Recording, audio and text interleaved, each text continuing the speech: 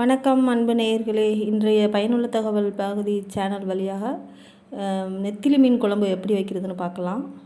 இது கொஞ்சம் வித்தியாசமான டேஸ்ட்டில் நல்லா அல்டிமேட்டாக இருக்கும். இதே மாதிரி நீங்கள் ட்ரை பண்ணுங்கள். அதுக்கு என்ன செய்யணும் அப்படின்னு சொன்னால், வெறும் வடை சட்டியில் 1/4 ஸ்பூன் வெந்தயம், 1/4 ஸ்பூன் கடுகு, ஒரு 5 மிளகு, கொத்தமல்லி ஒரு ஸ்பூன், சின்ன வெங்காயம், 10 பல் பூண்டு எல்லாம் எண்ணெய் ஊற்றி நல்லா மொறுமொறுன்னு வதக்கிக்கோங்க. ரொம்ப ஆயில் ஊற்றாதீங்க.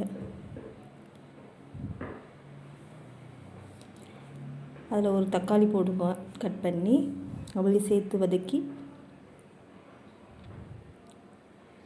மிதமான தீயில் உங்களுக்கு தேவை காரத்துக்கு ஏற்ப மிளகாத்தூளும் சேர்த்து நல்லா வதக்கிட்டு மிக்சியில் தண்ணி ஊற்றி நைஸாக அரைச்சி தனியாக எடுத்து வச்சுக்கோங்க.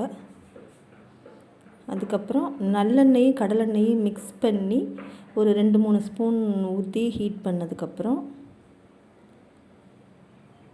ஒரு 1/4 ஸ்பூன் வெந்தயமும் கடுகும் போட்டு தாளிங்க. அது நல்லா வெடித்ததுக்கப்புறம் கருவேப்பிலை, 2-3 பச்சை மிளகாயை கீறி போடுங்க. அதுக்கப்புறம் சின்ன வெங்காயத்தை கொஞ்சம் கட் பண்ணி அதையும் போட்டு கருவேப்பிலை எல்லாமே போட்டு நல்லா வதங்கினதுக்கப்புறம் ஒரு தக்காளி போட்டு அதையும் நல்லா வதக்குங்க. 1/4 ஸ்பூன் மஞ்சள் பொடி, லைட்டாக ஒரு அரை ஸ்பூன் சால்ட்டு சேர்த்து நல்லா வதக்குனதுக்கப்புறமா 1 ஸ்பூன் மிளகாய் தூளும் போட்டு நல்லா வதக்கினதுக்கப்புறமா நம்ம அரைச்சி வச்சுருக்க அந்த மசாலா கலவையும் சேர்த்து கொஞ்சமாக தண்ணி ஊற்றி மிக்ஸ் பண்ணி விடுங்க.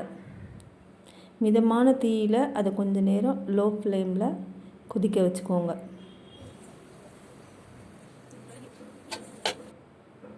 அது நல்லா ஓரளவு செட் ஆனதுக்கப்புறமா கரைச்சி வச்சுருக்க புளித்தண்ணி தேவையான அளவு உப்பு போட்டு அதையும் ஃபில்ட்ரு பண்ணி அந்த குழம்போடு சேர்த்து நல்லா கெட்டியாக குழம்பு நல்லா எண்ணெய் பிரிஞ்சு வர்ற அளவுக்கு அதுக்கு மீனை சேர்த்து கொதிக்க வச்சு இறக்குனா சுவையான மீன் குழம்பு ரெடி.